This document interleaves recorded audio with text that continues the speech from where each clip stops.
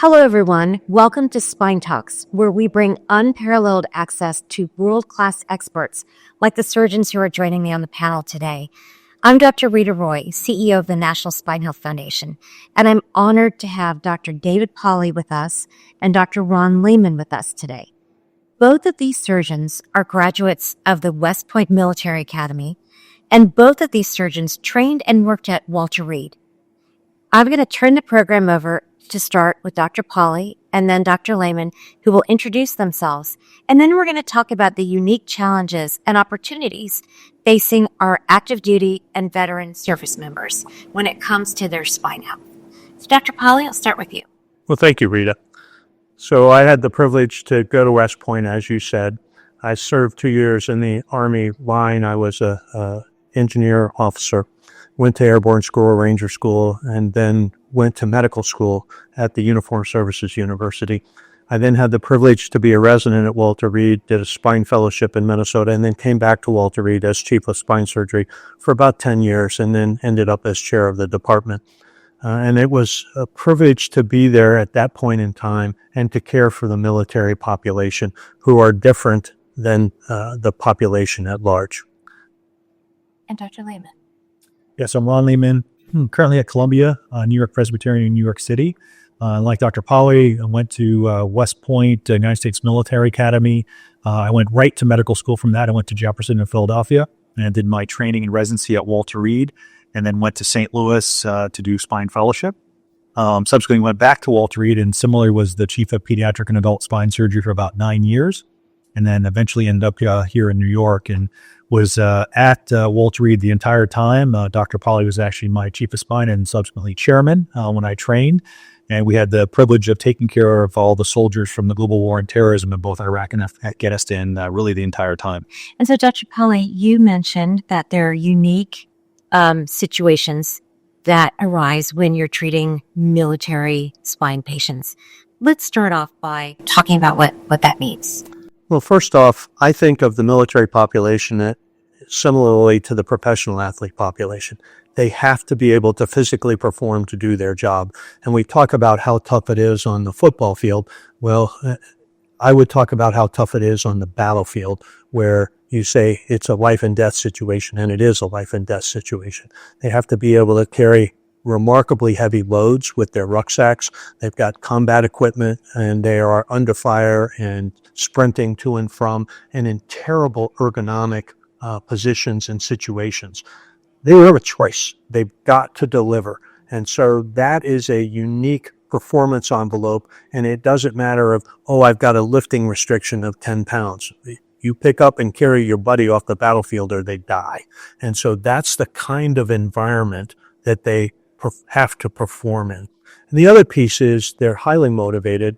They are generally in pretty darn good health, and they are really motivated to go back and do what they've got to do in order to accomplish their mission. I think that really speaks to the uniqueness, though, of the population. A few of the things I think that are different, having practiced in the military system for 10 years and then having practiced in the non-military system for 10 years, is really the needs and goals of the patients are much different. One of the things that I can tell you is that, not just from the population being relatively healthy, we did a lot more motion preserving surgeries, cervical disc replacements, operations in terms of if the patient was a pilot, that's a much different to be a fighter pilot than flying for Delta or American Airlines because there's certain types of surgeries that you can't have in order to be able to fly and be a fighter pilot in the military. And in addition, other job considerations, whether getting deployed into theater, are also considerations in terms of sometimes we choose surgeries to get that patient back to health, but also so they can perform their job in the military. And it's much different than the considerations that we have in the civilian world at this point. I think the other thing that we realized is that, especially with our soldiers and sailors and Air Force and Marines who deployed into theater, the injuries that they had that they came back with from the combat were much, much different than we see in civilian populations. And so one of the things that we always talk about is that military healthcare really advances a lot of medicine. And so over the last 20 years with the wars in Iraq and Afghanistan, things like prosthetics and different things really increased and improved, but also did spine care. We published on some of the largest series of disc replacements in the neck. We published the largest series of low lumbar burst fracture, which is a fracture that happens very classically up between the junction of the chest and lower back. But the military population was much lower because of the types of injuries they would have, and also certain fractures of the pelvis. We talked about earlier stress fractures, but these were fractures that were significant down in the pelvic region that really just don't happen in even civilian trauma. And so I think all these things really coming along, the population is different, the goals of the patients are different sometimes, and also how we treat them have to be a little bit different. I also think an important piece is the military recognized the number one reason for redeployment in the first Gulf War was back pain, and that there were a lot of people coming out of theater because of back pain and not being able to do their job. And the military actually got into the concept of deploying physical therapists along with the units, and that's made a big difference in the ability to keep the soldiers and Marines on the battlefield rather than having to evacuate back to the United States. And so the concept of far forward care, whether it's trauma care or musculoskeletal care, got advanced through that understanding. And that I think all of us recognize that physical therapy can make a spectacular difference for so many patients. The challenge is always the access of the active duty population, especially when they're deployed, to get in to do the physical therapy that they need to make them better. And so that concept of the forward deployment has really helped, and I'm a big fan of how that worked. When I was in Bosnia, we were there at a slow time. I roomed with the physical therapist, and he was the busiest guy in the theater, taking care of the soldiers. And when those physical therapists are deployed in that way, Dr. Pauly, are they doing preventative treatment, or it's probably all the above, right? It's myofascial release, it's soft tissue pain that comes right from the various activities that people have, but also I think in the general public there's a lack of knowledge of how to care for your spine, and so I would think that would also be mirrored in the military as well. Right. So each patient has their own individual needs. And then the skill of the therapist also matters. In general, the therapists who've gone through the advanced training in the military are extraordinarily good. And that they're some of the best therapists that I've ever had the privilege to work with, and delighted to brag about them for that. And that they are the ones who taught me about core stabilization. I didn't learn that in my spine surgery training. I learned that back at Walter Reed from our lead PT who helped me understand that far better. And so the therapist in theater is treating patients with acute needs and trying to help maintain the fighting force. And all of that plays in together, and they've got to work in the situation that's unique to them and what they're able to do. Yeah, I think it's incredibly important too. When I was deployed to Iraq in 2010, one of really the biggest needs, and Dr. Pauly brought this up, but it's a non-operative care that ended up being the busiest component of what we did. So obviously we would, take casualties, late in the evening and work through the night, because that's typically when, most of the action occurred. But during the day, in terms of, spine care, our physical and occupational therapists were incredibly busy, taking care of our soldiers and sailors, but also the orthopedic component with spine care. And so no different, I think 6 of the top 10 disability codes for either getting out of the military or deploying back to the United States from theater are neck and back issues. Wow. So it's incredibly important. And a lot of the units were doing some prehabilitation, where before people got deployed to theater, they were not just doing their physical training, but also learning proper mechanics and looking to this work hardening type programs. But I think it's incredibly important from that perspective. It's really no different than if you work for a moving company, because those things are really functional jobs. And so we always say the sort of probably the person in the best shape is someone who works for a large moving company every single day, because anyone who's moved, you realize that. And it's the same thing. I think with the military population, it's a very functional job. So it's not just, are you doing this or you're doing that, but you have to do all these other things. And if your job is in finance and you're behind a desk and you're doing paperwork, when you deploy to theater or you're going on a task, you have to dig holes, you have to put up tents, you have to do different things, and it requires, physical activity, regardless of what your primary role is. Neck and back conditions, spine conditions, are the leading cause of disability in the United States and in the world. And I believe that's the case for the military as well. So if you're experiencing disability from a spine condition, that's going to compromise your ability to do what you said, Dr. Polly, which is be there for your job, for the physical job that's required for military people. So I guess one of the challenges is how do we do a good job of helping people understand how to prevent neck and back problems so that they don't get into a disability state? What happens when they get to that point? Right. So the concept of understanding good self-care is something that actually is kind of taught in the military. Core fitness, physical training, not physical therapy, is a regular part of the everyday activity. So the fitness level in general is pretty good. The focus, as Ron was saying, on pre-deployment, prehabilitation actually is absolutely a step forward. And in spite of that, people still get hurt. Okay. And then the challenge for them, are they in an environment where they can appropriately recover? And that we did a number of studies at Walter Reed looking at the effect of rank actually on recovery, and that it's not that rank makes a difference. It's that do you have control of your environment, so that if you're a private and the sergeant says, go dig that hole, your only answer is yes, sir, or yes, ma'am, as opposed to if you're a sergeant, you can say, I can get that done, but I can't get that done right now in that way. And that affects your ability to recover from what may or may not be a trivial or a significant injury.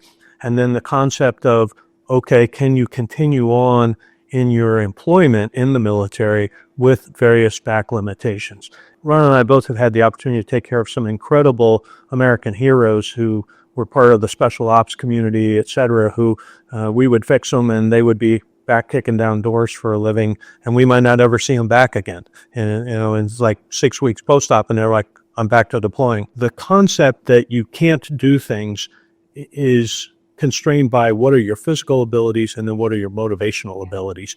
And that the highly motivated individuals found a way to go back, and then down the road, some of them would pay a price for that because they would wear themselves out but never complain. And then it becomes, then what do you do for them?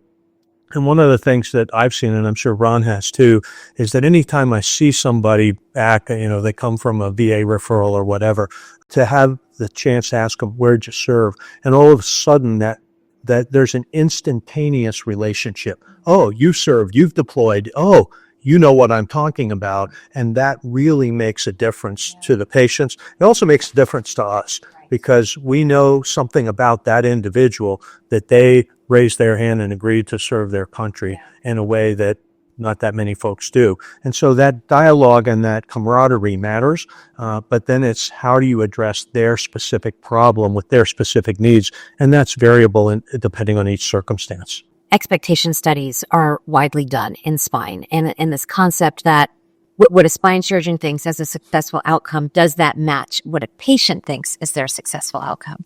And how important the preoperative conversation or pre-treatment conversation is with patients who are getting ready to have a surgery, that they can ask the right questions and the surgeons can answer those questions so that the patient has an expectation of what their physicality is going to be after a procedure.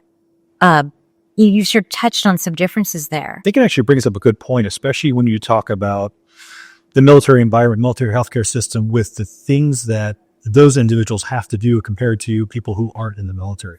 And I think, like Dr. Polly brought up, it's sort of interesting. So because of the high motivation that a lot of our soldiers have, I've done disc replacements in the neck where someone comes back for follow-up and they're like, oh, well, I jumped out of an airplane 6 weeks after my surgery.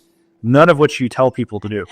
I had a gentleman come back and did amazing. And another gentleman came back at 6 months for follow-up. And the previous week, he had done 52 jumps out of airplanes at various heights, including high altitude. I had a West Point wrestler who I did a disc replacement on, and I told he and his father, we sat down for a few hours the Friday before and said, listen, your wrestling career is over. And then do surgery on a Monday. Right afterwards, literally a few hours after surgery, we're talking about when can I go back to practice? I'm like, we just spoke about 3 days ago. no more wrestling. And then 6 months after that, I get called by the head team physician from the academy saying, hey, he qualified for the nationals. We just need you to sign off on this. So one of the things I think we also realize is that not just because they're motivated, but a lot of the surgeries that we do, we can get patients back to a much better state than even that we thought sometimes. So much better. So are they better than before surgery sometimes? I mean, better than the Pre-surgery? Yeah, probably not. right, but better than the pre thing. I mean, the Functioning impaired, and now they're repaired and they're better. yeah. I mean, I think if you can take a Division I wrestler and say, they have an injury, they have a stinger where they had significant weakness in their arm and symptoms of, where the arm wasn't working, and then you perform a surgery and they can get back to still, qualify for the, national championship in terms of collegiate wrestlers, you're basically getting back to the pre-injury status. I mean, it's not for everyone, but I think it really helped me, individually look at some of these things and say, we can get people back to a state that were things that I didn't counsel. And, I'll even go back to, my own surgery, having had a several level lumbar or low back surgery. The things that I got back to, I never would have told my patients I could do that until I went through it myself. And I realized you can actually do a lot more things. And one of the things I think that we look at when we're in military healthcare or now in the civilian world is that you get your care, whether it's operative or non-operative surgery, so you can get back and do the things you want to do and live your life. And if it does require surgery, as a last sort of measure, you want to be able to do it and be functional. And so there's no reason not to allow yourself to try to do that, because ultimately, and I think this sort of speaks to another component too, is we talk about, people in the military, they have an injury, they get therapy, they get rehab, maybe they get surgery. And there's a component then that those people have to get back to be able to do their jobs in the military. But that's also different. Say for some reason they can't do their job in the military. They can't deploy because it requires such significant physical feats that with what the injury they had, they can't get back to be able to do that. But they're also going to egress at some point from the military system and go in the civilian world. And can we get them back to a functional state so they can take and provide for them and their family with a different vocation, different repurposing from that perspective. And so there's a component that we treat patients when they're in the military a certain way, no different than we try to obtain goals and objectives before surgical or non-surgical care, like you brought up, so that when they have to get out to be able to provide for them and their family, they can have choices and options. Yeah. I want to amplify on that just a little bit. And I think Ron and I both learned this from being in the military. I think in the civilian sector, surgeons are worried about, I don't want them to go back to doing X, Y, or Z because they might mess up the surgery. Whereas I think our approach was what they do for a living has the potential for them to mess up their lives. But what we're doing is enabling them to be, as much as they can be, fully active. And I have to laugh about Ron's comment about the stinger, because I actually sustained a career-ending injury with a clay shoveler's fracture and a C6 radic as a cadet at West Point, as a wrestling cadet, and I had to go before a board and request a waiver to go to airborne school and ranger school after graduation. And so the comment at the medical board, Ron, was they said, well, is there anything you can't do? And I said, well, I'd have trouble holding a high bridge with a heavy weight on top of me for more than about 3 to 5 minutes. And they said, okay, you can go. So it's that concept of, there's this, don't do this, you might hurt the surgery. And it's like, no, this is your life. We're going to help you live your life the best way you can, allowing you to make your life choices about your activities. And we're going to help you be as good as you can. We'll tell you about some of the limitations, but we're going to try to help you be as good as you can be. And Dr. Pauly, you were mentioning data collection, like lots of evidence development while you were at Walter Reed. Are there studies like that are ongoing now? Or is there evidence development around some of these things that we can learn and apply to other areas? Well, I think one of the unique aspects about the military is that everybody in the military has to take a physical fitness test, and that there is a lot of normative data about what performance parameters look like. And people have pre-injury performance data because they've taken their PT tests. They're already in good shape. Well, we have benchmark information, and I think that's still the biggest opportunity for our military colleagues to take advantage of when people say, "Oh, I returned to life." Okay, well, what does that mean? In athletes, we have something called the Tegner score, where did you return to the same level of competition?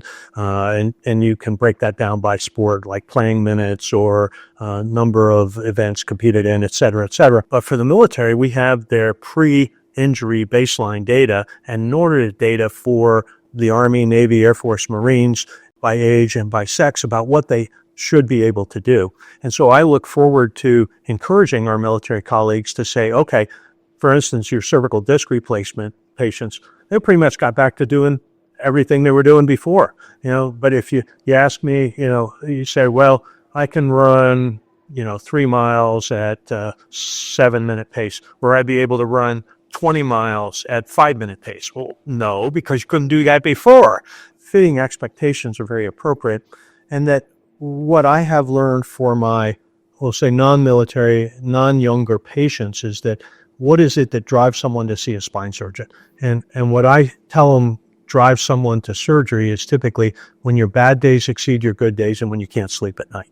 And that then drives you to say, I am willing to do what it takes to try to improve that. And it's not, can I get back to doing everything I did when I was 18? No, it's can I improve my number of good days versus bad days, and can I sleep at night? And so those are the things that matter, and that as we progress through the age piece, that affect us more. And it's like, what do my grandmas want? I want to be able to lean over the crib and pick up the grandchild. And so the goals change over time too. Honest dialogue about what do I think we can accomplish for you? What's that risk benefit profile? Okay, how do we get to that with the least risky intervention? And how do we try to minimize subsequent interventions? And so that patient motivation, patient fitness, patient effort, patient health, stop smoking, lose weight, get in shape, all of those things still matter and still make a difference, whether you're 20, 40, 60, or 80. What kinds of technologies do you see being utilized amongst the military physician community? Are there differences? Is there rapid adoption of technology, or does it take longer to get there? So Ron was in more recently than I was, so we'll let Ron take that on. Yeah, one of the things I always thought was interesting is that technology, the military system was a lot more advanced, meaning that, even 30 years ago or 25 years ago, when I worked as a medical student, there were robots delivering the medications from the pharmacy. So things that we never saw in regular civilian hospitals. And so even the EMR system, we used the EMR system in basically the late 90s and to 2000, many, many years before they would have it in the civilian hospital. So I think the technology thing has always been on the forefront. Things like navigation and robotics and the technology with the microscopes from the operating room, we always had the best stuff. And I think that was one of the things that was really interesting, is that they would, invest in technology. Telehealth was really born out of the DARPA grants in the military. I mean, that was a huge component of this, especially during the wars. And so I do think that the military system has always been great at front-loading high technology. And like most things, they also take a special pride in training the physicians with really the top fellowships and, these types of things develop and incorporate in. So, the patient who's able to get care in the military healthcare system, really has, top-notch ability at these centers, I think, which is great. And they have great technology, they have great training, they're able to get the care that they need, and they also have physicians who understand what they need. And I think, can I interject one thing there, and that is that the challenge of the cost of healthcare now is so disabling to some people that it limits their access to do what they need to do to get the right kind of care. We never ever worried in the military, were we going to bankrupt somebody by providing them any type of care? And that's something that I think we both miss a lot. And so that was an advantage. The downside is that your team turns over pretty regularly in the military, and you have to be prepared to deal with that. And so those are challenges that I think, both the pros and the cons, and that we did what we thought was best for the patients at all times. we weren't worried about whether or not somebody could pay for it or whether or not there was Insurance. Well, yeah, something. yeah, and now we did sometimes have to wait a long time for them to get an MRI or wait times for ORs, but we weren't going to bankrupt anybody or destroy their family over the cost of medical care. What one doesn't realize is that if you start in the system, that's the only system you know. And the civilian world is much different. It's much different in terms of needs, in terms of patients, in terms of age, in terms of demographics, in terms of goals and objectives for the surgery. And so I think from that perspective, bringing that conduit into having practiced a decade in, each system at this point, and obviously Dr. Polly longer, it's something that we can provide in terms of education and really insight is this is, a little bit different component because obviously when everyone trains, they get that 1 year of training in the, a civilian hospital and there's different types of pathologies. But the goals and needs, I think, of the patient populations are different. And I think to sort of bring that full circle and understand that this is this and this works well here, but this is a different component of the population at some point, you're going to transition as well as physicians, from the military healthcare system to the civilian world. And there are different populations and different needs, really. Yeah. I think the other thing is that both Ron and I feel an obligation to give back. So we had the opportunity to be part of a really world-class healthcare system and team at Walter Reed, and that we had the chance to help train some really great people. But we also feel an obligation, recognizing that they don't necessarily always have the continuing medical education funds available. How do we help the current military physicians get access to the best thoughts about the best care and the best technologies as they're coming along to help them provide the best care for the sons and daughters of America? With the National Spine Health Foundation, really looking at the military and veteran community and saying, let's examine what the spine health needs are for this unique population of patients, and let's figure out how to make a difference for that community. I think that's one of the things that we're so grateful to have your expertise and your knowledge and your wisdom to help guide what that looks like. A lot of people have talked with us about just general knowledge about the spine, how it works, how to keep it functional, how to keep it strong. What is bone health as a component of that? There are just so many things that people don't really think about at top of mind. And yet, with the spine condition being the number one reason why people get disabled, education around that seems to be paramount. I guess the question is, how do we do a good job with that, and where are the opportunities? The blessing and cursing of the internet, right? If it's on the internet, it must be true. So the challenge is not, is there information available? It's, is that information credible and is it helpful? And so what we hope the National Spine Health Foundation is going to emerge into is a well-recognized conduit for high-quality information that patients can trust. And if that's the case, then accessing and having links and having information that either comes from word of mouth or networking or advertisement or whatever, that the National Spine Health Foundation becomes a recognized brand for excellent, high-quality information. One of the most important things about the organization is that, what we've seen really through the course of the wars for the last 20 years is that not everyone who's eligible for military healthcare can actually get it at that place. So obviously I'm here in New York City, and the military academy is about an hour away, and to go to Walter Reed is 4 or 5 hours, and it's a couple of days of travel. And so a lot of us will still provide care for people who are active duty military or certainly retirees or dependents. And it's important that the information in how to care for this population, which is unique and different than what we typically see outside, that all spine surgeons or physical therapists or occupational therapists or rehab physicians or pain management physicians or anyone who really deals with spine health or bone health understand the unique challenges, opportunities, and maybe constraints about this population. So I think that's one of the important things about the organization is to really get this information, disseminate it so that there is a repository of information that says if you're in San Diego and someone from Nebraska who's active duty military comes there and they're on vacation, but they have an injury or an issue, and you're going to take care of that particular person, do you have the understanding and information about what they do for a vocation. We call it military occupational specialty, MOS. And that's going to be unique and different than someone who is, and works in an office. And so I think that information also is important really from that, bi-directional approach, because it's a different population. Yeah, that's amazing. To be able to create a recognized, trusted resource at your fingertips for both the provider and for the patient. I think that's going to be amazing. And I never thought about it that way. I think creating a community of spine patients in the military, and maybe we need to do it by service division. Maybe it's different for Air Force than it is for Navy, than it is for... It's very different for the Air Force than it is for the Army and the Marines. No, there's a lot of really great inter-service rivalry. There's a football game coming up in about a week that may speak to that, but that rivalry exists for that day, and then we're all on the same team.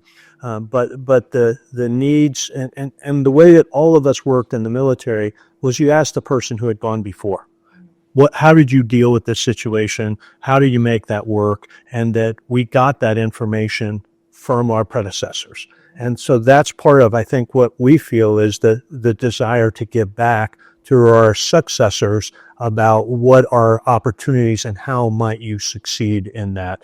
And I think that you're absolutely right that the cohort of like individuals in like circumstances really speaks volumes to the individual compared to what I would say to them as a surgeon. And, Ron and I both having been surgeons, but also having been patients, also affects our thinking about it. And so learning from peers or near peers about what it is to expect and what the time course for recovery is something that is incredibly helpful. And I think you can say that same thing. Finding someone similar to you that's had a similar, condition.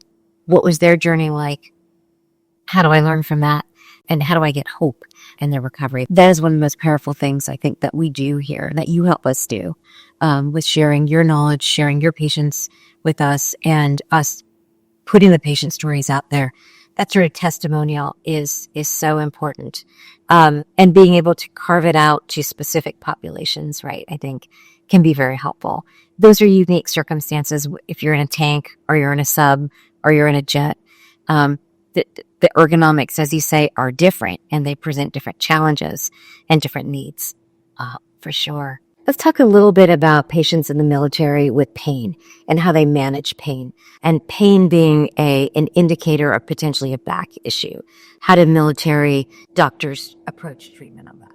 You're talking about the problem of pain. First thing about pain is that the individual's approach to how they interpret those signals matters a lot. Anyone in the military who's been through basic training has experienced pain, and they've been taught you ignore it and move through it. Okay. And then at some point it becomes more incapacitating. Well, there are strategies to deal with it. And the strategies range from cognitive behavioral therapy and coping strategies to pharmacologic strategies to spinal cord stimulator strategies. And there's a lot of emerging information.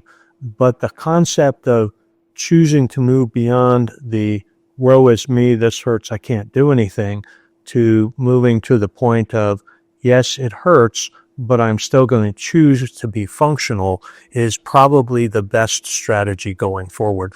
And the challenge of opioids is we've got a pendulum problem in the United States. Pain was the fifth vital sign, and you weren't ever supposed to have any pain, and we probably overprescribe. And then it's like, oh, opioids are evil, and we should never prescribe them. And hopefully we're going to get back to some sort of balance, and that recognition of multiple modality approaches, depending on what the etiology of the pain is, and the choice to move beyond woe is me to say, yes, I have this pain, but I'm going to choose to be functional is probably the greatest step that people can choose to take. Organizations like the National Spine Health Foundation, I think it's really incredibly important that you have this information in one location, right? Because you have multiple, spine surgeons, 50 or so spine surgeons who are part of this network, all of which provide excellent care. They've been vetted, and it's objective. And so someone who does need help, I think there's a place to go for unified information, not just spine education, But also if they do need a referral to see someone, if someone's had a surgery and they're not doing well, or someone quote needs a surgery, we have the ability now, because we have this, area where anyone can go, they can search in the net, they can find the National Spine Health Foundation and find a provider who's closer to them, who matches the type of surgery or non-operative care that they need to be able to get them back to a less painful existence and a more functional existence. Yeah. I have one final question to ask our military surgeons who are now treating in the civilian world, and that is that there's a lot of bad news out there about spine treatment, and in particular, spine surgery. You go to the internet and you get a lot of people complaining and unhappy about their condition. And one of the things that we are focused on doing here at the National Spine Health Foundation is giving reliable, vetted, unbiased, truthful information about spine care journeys. We talk about it being a journey. It's not a one and done situation. It's the surgeon and care team do one thing, the patients have to do their part. And so it's this evolving landscape. I'm curious how military patients view spine care. Are there fears about getting their spine care dealt with? Are they afraid to see a spine specialist?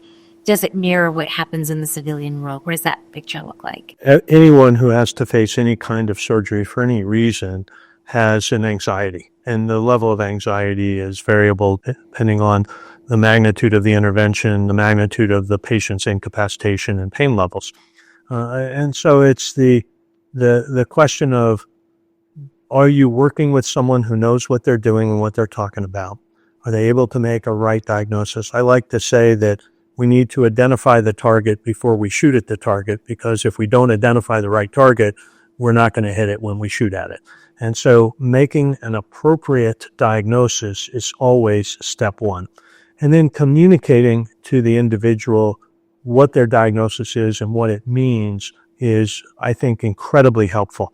I now say to my patients, I'm a compulsive teacher. I can't help myself.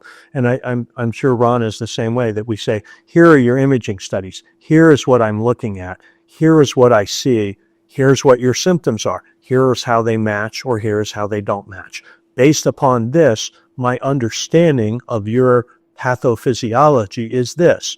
Our options for treating that are live with it, non-operative care, which may be injections or medications, and then surgery. And surgery comes in a variety of escalating scales. And so how do we match the imaging, the physical exam, and bring it together in an appropriate comprehensive diagnosis, and then talk about the spectrum of treatment options in a shared decision-making fashion to help come to a combined decision about what is the right treatment for that individual patient.